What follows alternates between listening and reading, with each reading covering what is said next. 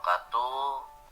Perkenalkan, nama saya Lukman Subangat dari SD Negeri Waru 03, Kecamatan Bantar Kawung, Kabupaten Brebes. Dalam hal ini saya akan memaparkan koneksi antar materi, yaitu materi modul 2.3, yaitu coaching untuk supervisi akademik. Selamat menyimak, semoga apa yang saya sampaikan dapat bermanfaat untuk saya sendiri tentunya dan untuk teman-teman guru hebat di luar sana. Selamat menyaksikan. Yang pertama, saya akan memaparkan bagaimana konsep coaching secara umum dan konsep coaching dalam konteks pendidikan. Sebagai seorang pemimpin pembelajaran, tentunya seorang guru penggerak harus bisa menyiapkan diri kita, apalagi tentunya nantinya arahnya adalah sebagai seorang PIN di sekolah, yaitu kepala sekolah, tentunya tidak akan terlepas dengan supervisi akademik. Ini yang perlu kita ketahui, yang tertuang dalam standar proses pada Standar Nasional Pendidikan di pasal 12, yaitu pelaksanaan pembelajaran sebagaimana dimaksud dalam pasal 10 ayat 2 di huruf B diselenggarakan dalam suasana belajar yang interaktif, inspiratif, menyenangkan, menantang, memotivasi peserta didik untuk berpartisipasi aktif, dan memberikan ruang yang cukup bagi prakarsa, kreativitas, kemandirian sesuai dengan bakat, minat, dan perkembangan fisik serta psikologis peserta didik. Nah, mari kita simak bagaimana pengertian coaching dalam arti umum dan coaching dalam dunia pendidikan. Pertama, saya akan menjelaskan konsep coaching secara umum. Nah, coaching didefinisikan sebagai sebuah proses kolaborasi yang berfokus pada solusi, berorientasi pada hasil dan sistematis, di mana coach memfasilitasi peningkatan atas performa kerja, pengalaman hidup, pembelajaran diri, dan pertumbuhan pribadi dari coachee. Ini menurut Grant tahun 99. Sedangkan menurut Whitmore tahun 2003 mendefinisikan coaching sebagai kunci pembuka potensi seseorang untuk memaksimalkan kinerjanya. Coaching lebih kepada membantu seseorang untuk belajar daripada mengajarinya. Sejalan dengan pendapat para ahli tersebut, International Coach Federation atau ICF mendefinisikan coaching sebagai bentuk kemitraan bersama klien atau coachee untuk memaksimalkan potensi pribadi dan profesional yang dimilikinya melalui proses yang menstimulasi dan mengeksplorasi pemikiran dan proses kreatif. Ini konsep coaching secara umum, Bapak Ibu. Nah, Bapak Ibu, selain coaching, ada beberapa metode pengembangan diri yang lain yang bisa jadi sebuah kita praktekkan selama di sekolah, yaitu apakah beda nih antara mentoring, konseling, fasilitasi, dan satu lagi ada namanya training. Tentunya definisi mentoring ini menurut Stone yaitu mendefinisikan bahwa mentoring sebagai suatu proses di mana seorang guru atau seorang teman, pelindung atau pembimbing yang bijak dan penolong menggunakan pengalamannya untuk membantu seseorang dalam mengatasi kesulitan dan mencegah bahaya. Mentoring ini biasanya memindahkan pengetahuan tentang banyak hal. Nah, ini menurut Jack Harry tahun 2002 juga dijelaskan bahwa mentor itu memfasilitasi perkembangan, mendorong pilihan yang bijak dan membantu mente atau yang mempunyai permasalahan itu untuk membuat perubahan. Nah, sedangkan definisi konseling menurut Gibson dan Mitchell di tahun 2003 menyatakan bahwa Konseling adalah hubungan bantuan antara konselor dan klien yang difokuskan pada perlindungan pribadi dan penyelesaian diri, serta pemecahan masalah dan pengambilan keputusan. Sementara menurut Roger 1942 dalam Hendrarno dan kawan-kawan 2003 di halaman 24 mengatakan bahwa konseling merupakan rangkaian kontak atau hubungan secara langsung dengan individu yang tujuannya memberikan bantuan dan merubah sikap dan tingkah lakunya. Yang selanjutnya ada fasilitasi. Nah, fasilitasi ini menurut Schwartz tahun 94 mendefinisikan fasilitasi sebagai sebuah proses di mana seseorang yang dapat diterima oleh seluruh anggota kelompok secara substantif, berdiri netral, dan tidak punya otoritas mengambil kebijakan. Melakukan intervensi untuk membantu kelompok memperbaiki cara-cara mengidentifikasi dan menyelesaikan berbagai masalah, serta membuat keputusan agar bisa meningkatkan efektivitas kelompok tertentu. Nah, ada satu lagi nih, training. Menurut New, Hornbeck, Gerhard, dan Wright tahun 2003 menyatakan ini merupakan suatu usaha yang terencana untuk memfasilitasi pembelajaran tentang pekerjaan yang berkaitan dengan pengetahuan, keahlian, dan perilaku oleh para pegawai. Nah, itu definisi-definisi antara training, fasilitasi, konseling, dan mentoring, Bapak Ibu. Nah, tentunya ini berbeda. Kalau coaching itu tidak harus mempunyai pengalaman atau kemampuan yang lebih, berbeda dengan mentoring, karena tidak ada transfer ilmu di sini, tidak ada transfer keterampilan atau pengalaman. Jadi sifatnya coaching ini adalah hanya menuntun bagaimana coachingnya ini bisa menggali potensi yang ada pada dirinya, tentunya dengan pertanyaan-pertanyaan yang berbobot. Nah, kalau tadi kita sudah membahas bagaimana perbedaan coaching dengan metode pengembangan diri lainnya, diantaranya ada mentoring, fasilitasi, dan training. Nah, ini kita akan membahas bagaimana coaching dalam konteks dunia pendidikan, yang di sini tidak lepas dari bagaimana menurut Ki Hajar Dewantoro adalah sistem AMONG, yaitu kita sebagai guru, baik itu kepada rekan maupun kepada murid, tentunya ditekankan itu kita harus tut buri handayani, mau menuntun, ketika di belakang menuntun bagaimana agar coaching ini nanti kita bisa memutuskan mengambil keputusan yang terbaik untuk dirinya dan bisa mempertanggungjawabkan apa yang menjadi keputusannya. Ini coaching dalam konteks pendidikan menurut Ki Hajar Dewantoro.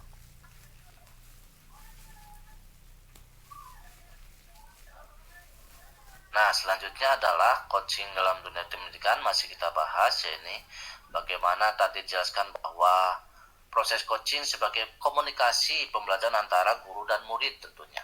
Nah, diberikan ruang, kebebasan, ini pendidik sebagai pamong. Nah, pernah dengar kita sistem among, yaitu Ingarso Suntuloto, Ingmadjo Mangunkarso Tutpuri Handayani. Nah, ini yang menjadi pegangan teguh kita menurut Bapak Pendidikan Ki Hajar Dewantoro, kita harus tetap berpegang teguh pada ini. Nah, di sini ada 4 cara berpikir ini dapat memetik guru sebagai coach atau pamong dalam jiwa semangat Tuturi Handayani dalam setiap perjumpaan, pada setiap proses komunikasi dan pembelajarannya. Nah, tentunya di sini paradigma berpikir AMONG. Di sini ada tabelnya, yaitu antara coach dan coachee adalah mitra belajar. Di sini jelaskan bahwa di tabel kolom pertama, mitra belajar memberikan perspektif keselarasan dalam berinteraksi dan berdialog antara coach dan coachee. Relasi yang apresiatif sebagai mitra belajar melatih cara berpikir bahwa dalam proses coaching, keduanya memiliki kesepahaman yang sama tentang belajar. Ketika mendengarkan coachee, seorang coach belajar mengenali kekuatan dirinya, juga mengenali coachee-nya secara mendalam. Demikian pula sebaliknya, tuntunan yang diberikan coach memberikan ruang bagi coach untuk menemukan kekuatan dirinya. Nah, emansipasinya kita ke kanan, ini kolom yang kanan, dijelaskan bahwa saat ini proses coachingnya membuka ruang emansipatif bagi coach dan coachee untuk merefleksikan kebebasan mereka melalui kesepakatan dan pengakuan bersama terhadap norma-norma, yaitu ada rasa percaya, selaras, apresiatif yang mengikat mereka. Ruang emansipatif memberi peluang bagi coachee untuk menemukan kekuatan dan potensi dirinya. Komunikasi yang emansipatif ini menciptakan keselarasan secara berpikir antara coach dan coachee. Nah, di sini juga adanya tercipta yaitu tabel yang kedua, kolom yang kedua yang bawah ini ada kasih dan persaudaraan. Nah, ini di dalam proses coaching sebagai sebuah latihan menguatkan semangat Tuturi Handayani, yaitu mengikuti, mendampingi, mendorong kekuatan diri secara holistik berdasarkan cinta kasih dan persaudaraan tanpa pamrih tentunya, tanpa keinginan menguasai dan memaksa. Coach dan coachee adalah seorang manusia yang memiliki kebebasan untuk mendapatkan cinta kasih dalam setiap interaksi dan dialog yang terjadi. Nah, bentuk ruang perjumpaan pribadinya seperti apa? Jadi proses coaching merupakan sebuah ruangan perjumpaan pribadi antara coach dan coachee, sehingga keduanya membangun rasa percaya dalam kebebasan masing-masing. Kebebasan tercipta melalui pertanyaan-pertanyaan reflektif untuk menguatkan kekuatan diri coachee. Nah, itu penjelasan dari tabel paradigma berpikir Armong, Bapak Ibu. Nah, selanjutnya kesimpulan bagaimana konsep coaching secara umum dan konsep coaching dalam konteks pendidikan, Bapak Ibu. Berikut saya jelaskan, yaitu mencoba jelaskan. Nah, menurut modul 2.3 yaitu bagaimana coaching secara umum tadi ada pengembangan dirinya berupa ke konseling, mentoring, dan fasilitasi, ada training. Nah, berbeda dengan coaching yang diharapkan menurut modul 2.3 ini, yaitu mengenai dari tujuan dan hubungannya pun antara kelima teknik pengembangan diri itu sangat-sangatlah berbeda. Nah, ini bisa dilihat melalui tabel Bapak Ibu. Jika Bapak Ibu ingin lebih lengkapnya yaitu mengenai tabel perbedaan antara coaching dan mentoring, itu bisa googling juga ada. Nah, mengenai tujuannya, nah coaching di sini sangat berbeda, yaitu menuntun coachee untuk menemukan ide baru atau cara mengatasi tantangan yang dihadapi atau mencapai tujuan yang dikehendaki. Nah, sedangkan kalau mentoring yaitu membagikan pengetahuan, keterampilan, dan pengalamannya. Jadi harus punya pengetahuan-pengalaman yang lebih dari coachingnya. Sedangkan kalau konseling biasanya dilakukan ketika ada masalah dan emosi psikologis. Fokusnya pada pembenahan masa lalu biasanya, dan kadang melibatkan terapi dan pendekatan. Nah, selanjutnya mengenai fasilitasi yang membantu memudahkan kelompoknya dalam mengidentifikasi dan memecahkan masalah. Di sini berbeda sekali dengan coaching. Training mengembangkan pengembangan dan keterampilan. Ini harus bisa, si trainer itu harus mempunyai kemampuan lebih. Nah, hubungannya bagaimana Bapak Ibu? Nah, membangun kemitraan antara setara di sini, kemitraan coachee dan coachingnya di sini, dan coach ini mengantarkan, mendengarkan aktif, melontarkan pertanyaan yang berbobot. Nah, berbeda dengan mentoring. Nah, hubungan antara mentor dengan mentornya itu biasanya mentornya lebih berpengalaman dan langsung memberikan tips-tips agar tercapai sesuatu masalahnya dapat terselesaikan. Nah, kalau konseling juga yaitu biasanya hubungan antara seorang ahli dan seseorang membutuhkan bantuan konselor. Nah, dalam fasilitasi biasanya hubungan seorang berada di luar kelompok. Nah, tidak satu instansi atau satu internal biasanya. Nah, training ini hubungan antara seorang ahli dan kelompok yang perlu ditingkatkan penggunaan dan keterampilannya. Nah, trainernya harus punya trainingnya. Nah, itu. Nah, selanjutnya kesimpulan bagaimana Nah, ini Bapak Ibu tadi yang saya jelaskan, yaitu paradigma coaching itu kesimpulan yang pertama adalah fokus pada kunci atau rekan yang akan dikembangkan, bersikap terbuka dan ingin tahu tapi tidak sampai detail gitu, tapi hanya sebatas ingin tahu, dan itu untuk mengarahkan agar memutuskan tujuan yang ingin dicapai. Terus memiliki kesadaran diri yang kuat. Nah, ini prinsip berpikir coaching ini paradigmanya. Terus mampu melihat peluang baru dan masa depan. Tuh, tempat ini adalah sangat penting dalam. Baik Bapak Ibu, selanjutnya adalah mengenai prinsip coaching. Nah, prinsip coaching yang pertama yaitu mengenai kemitraan. Prinsip coaching, kemitraan di sini artinya dalam coaching, posisi coach terhadap coach ini adalah mitra, yaitu berarti setara, tidak ada yang lebih tinggi maupun yang lebih rendah. Coach ini adalah sumber belajar bagi dirinya sendiri. Coach merupakan rekan berpikir bagi coachnya dalam membantu coach belajar dari dirinya sendiri. Coach bisa berbagai mengenai pengalamannya yang terkait dengan topik pengembangan coach jika diminta oleh coach sebagai salah satu sumber belajar bagi coach. Nah, kemitraan di sini diwujudkan dengan cara kita membangun kesetaraan dengan orang yang akan kita kembangkan. Nah, tidak ada yang lebih tinggi atau lebih rendah, tadi dijelaskan. Nah, kesetaraan dapat dibangun dengan cara menumbuhkan rasa percaya diri kita pada saat kita akan menghubungi rekan sejawat yang lebih tua, yang lebih senior atau yang lebih berpengalaman. Nah, ini sebaliknya. Kita perlu menumbuhkan rasa rendah hati pada saat rekan sejawat yang akan kita kembangkan adalah rekan yang lebih muda, lebih junior, dan atau memiliki pengalaman yang lebih sedikit dari kita. Nah, kemitraan dalam mengenai rekan sejawat juga ditunjukkan dengan cara mengedepankan tujuan rekan yang akan kita kembangkan. Ini yang penting. Nah, tujuan pengembangan didapatkan oleh rekan yang akan dikembangkan. Mengapa?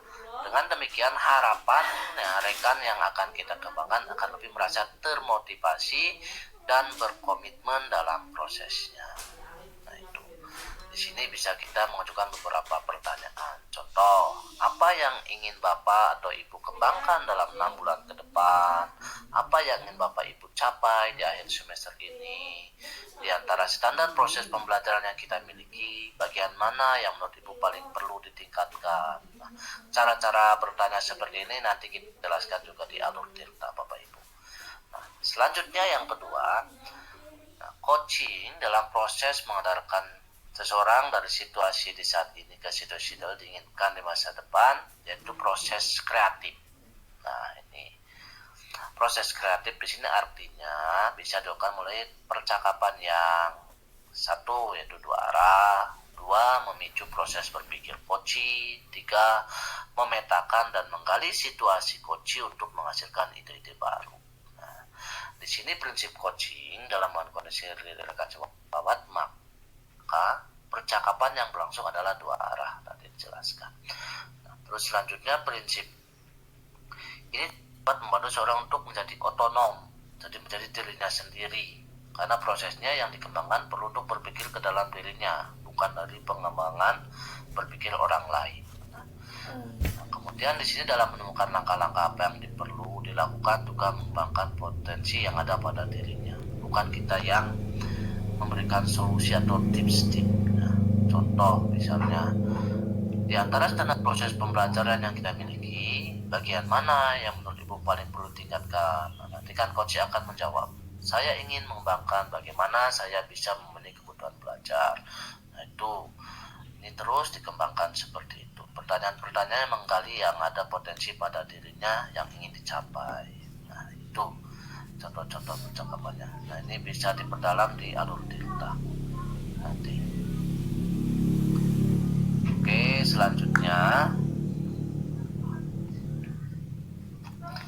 untuk yang yang ketiga yaitu memaksimalkan potensi. Nah, bagaimana kita memaksimalkan potensi ini? Prinsip coaching yang ketiga. Nah, dalam memaksimalkan potensi ini dan memberdayakan rekan sejawat, nah, percakapan perlu diakhiri dengan suatu rencana tindak lanjut yang diputuskan oleh rekan yang dikembangkan, yang paling mungkin dilakukan dan paling bisa kemungkinan berhasilnya. Nah, selain itu juga percakapan ditutup dengan kesimpulan, Bapak Ibu jangan lupa, yang dinyatakan oleh rekan yang sedang dikembangkan, bukan coachnya yang menyimpulkan tapi coachingnya. Nah, pertanyaan-pertanyaan yang bisa dilontarkan, misalnya, nah, untuk bergerak maju nih si rekan yang kita coaching ini. Nah, jadi apa yang akan Bapak atau Ibu lakukan setelah sesi dari alternatif tadi? Kapan Bapak Ibu melakukannya? Bagaimana akan memastikan ini bisa berjalan baik? Siapa yang perlu diminta dukungan? Nah, itu. Nah, terus pertanyaan yang bisa dilontarkan juga ketika rekan sejawat kita meminta mereka menyimpulkan adalah apa yang bisa Bapak Ibu simpulkan dari percakapan barusan? Apa yang menjadi pandangan baru? Nah, itu. Jadi alur cerita ini sangat penting nih Bapak Ibu, kita kembangkan lagi. Nah, itu beberapa prinsip coaching yang perlu kita kembangkan, yaitu kemitraan, proses kreatif, dan memaksimalkan potensi. Selanjutnya ya Pak Ibu, kompetensi inti coaching dan tirta sebagai alur percakapan coaching. Apa sih kompetensi itu yang harus dikuasai oleh seorang coach, dan bagaimana tirta itu alurnya, dan bagaimana membuat pertanyaan-pertanyaan agar memantik seorang coach dapat menyelesaikan, mengambil keputusan, mengambil solusinya sendiri. Nah, ini yang akan kita bahas. Selanjutnya ya Pak Ibu, kompetensi inti.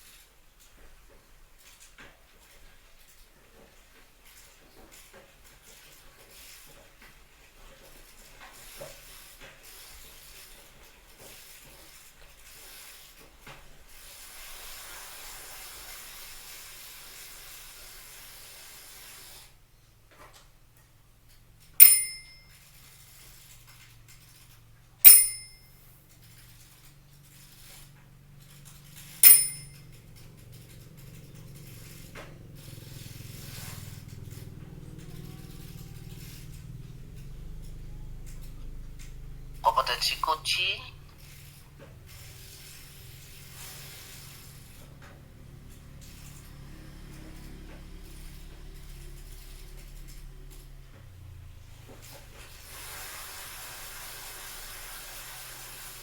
yang harus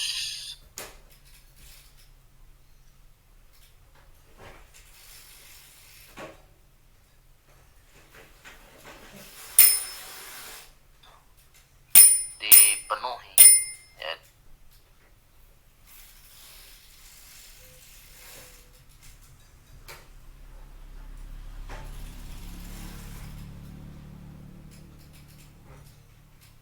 adalah kehadiran penuh. Bagaimana kita mendengar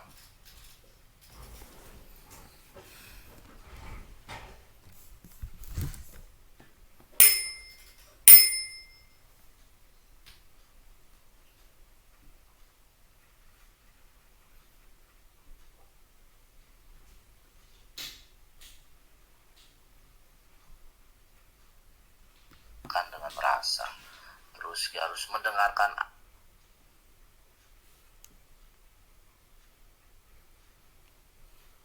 aktif. Nah, kita harus mampu mengajukan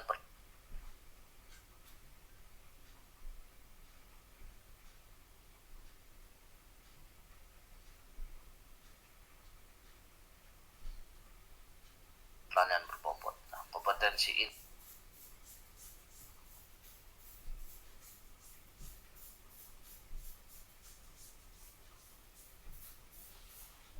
di coaching ini yang ketiga ini sangat-sangat diperlukan.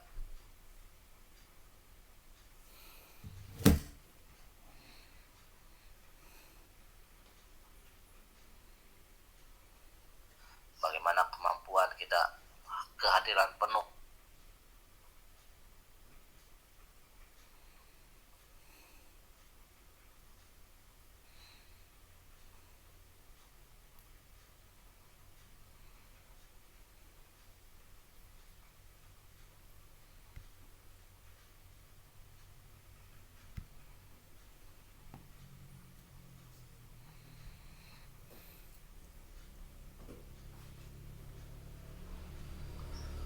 Kita pelajari bagaimana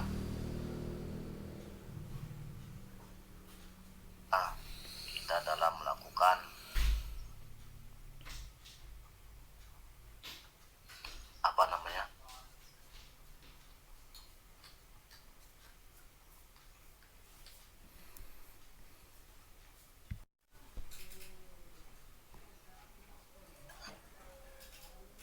TILTA ini akronim dari tujuan,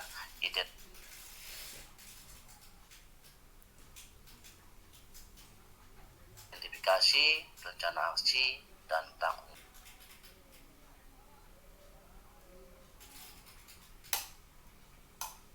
jawab. Nah, itu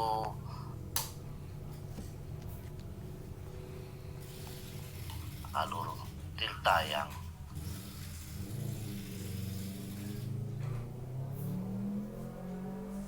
kita pelajari. Nah, bagaimana kita dalam melakukan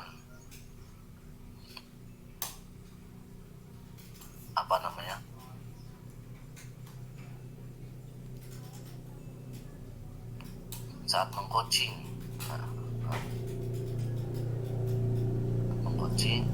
kepada rekan sejawat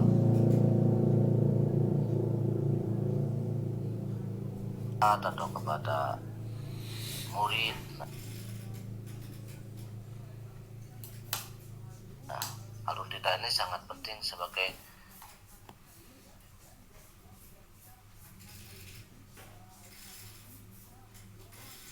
cara kita bagaimana agar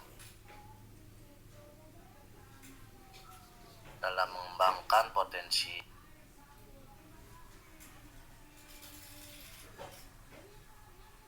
di teman sejawat kita itu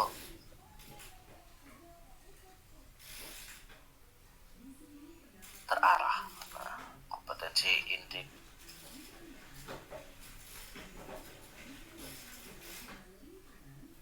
coaching ini dengan tadi ini berkaitan Bapak Ibu.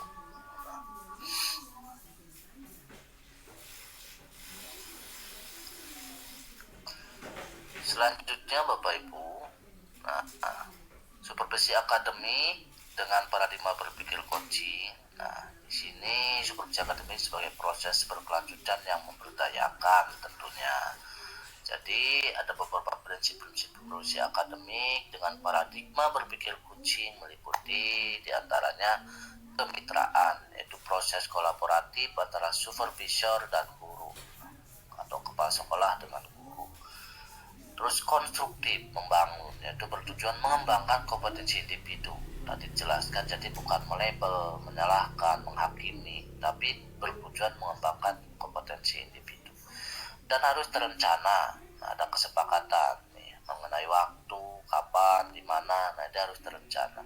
Terus reflektif, menggali bagaimana hasil dari yang dibicarakan itu menjadi bentuk refleksi dari coaching. Nah, terus objektif, mengenai data atau informasinya diambil berdasarkan sasaran yang sudah disepakati. Terus berkesinambungan, jadi tidak satu kali coaching sudah selesai. Nah, itu tidak, tapi diagendakan berikutnya agar satu keputusan yang diambil ini benar-benar dilaksanakan secara bertanggung jawab. Terus komprehensif, yaitu mencakup tujuan dan proses. Ini yang paling penting, yang utama.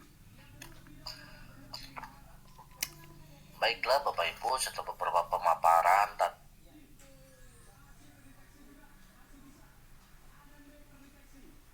di materi di depan, saya akan mencoba mengoneksikan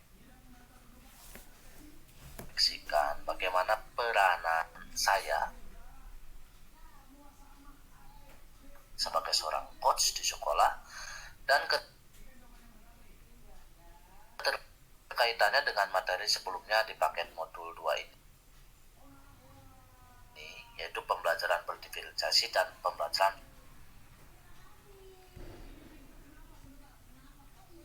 sosial dan emosi.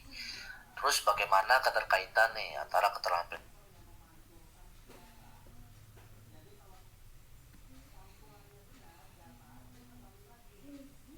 coaching dengan pengembangan kompetensi sebagai pemimpin pembelajaran. Nanti akan saya coba. Yang pertama yaitu kaitannya dengan materi di modul 2.1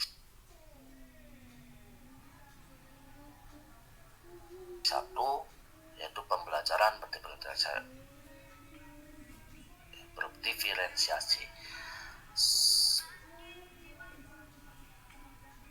Mengingat kembali, pembelajaran diferensiasi adalah bagaimana guru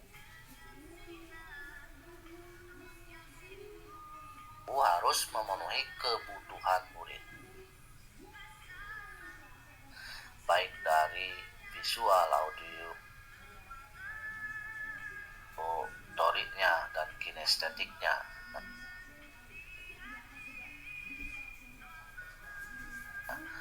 Terus mengenai minat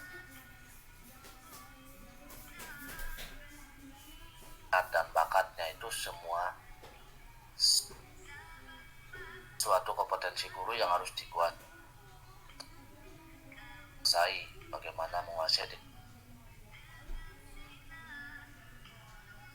kelasnya, karena kemampuan anak ini berbeda-beda. Nah, ini sangat kaitannya dengan materi coaching ini. Di sini bagaimana guru harus memahami kebutuhan belajar murid dengan teknik coaching ini sangatlah penting. Yaitu di sini guru dapat berusaha menegurkan murid akan lebih mudah.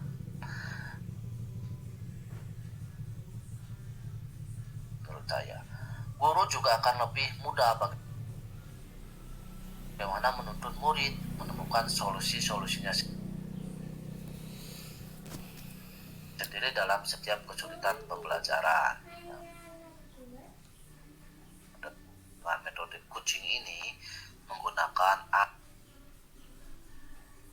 alur dan kompetensi coaching, ada alur delta dan prinsip coaching yang dimiliki oleh seorang guru di kelas atau di sekolah. Dan tentunya selanjutnya kaitan dengan materi modul 2.2 yaitu pembelajaran sosial dan emosional. Nah, ini sangat berkaitan dengan bagaimana guru dapat melatih menstabilkan sosial dan emosional murid-muridnya agar lebih baik menggunakan percakapan. Teknik coaching ini tadi ada alur delta, terus mengenai prinsip coaching, yaitu ini sangat berkaitan. Di sini murid akan merasa didengarkan, diperhatikan, dan diterima kehadirannya dengan teknik percakapan sesuai kompetensi coaching yang baik dari seorang guru. Nah, selanjutnya keterkaitan keterampilan coaching dengan pengembangan kompetensi sebagai pemimpin pembelajaran nih. Menurut saya, setiap supervisi akademik ini berpikir coaching ini akan memberikan sebuah dimensi pertumbuhan dan pengembangan diri yang sering kali hilang dari sebuah rangkaian supervisi.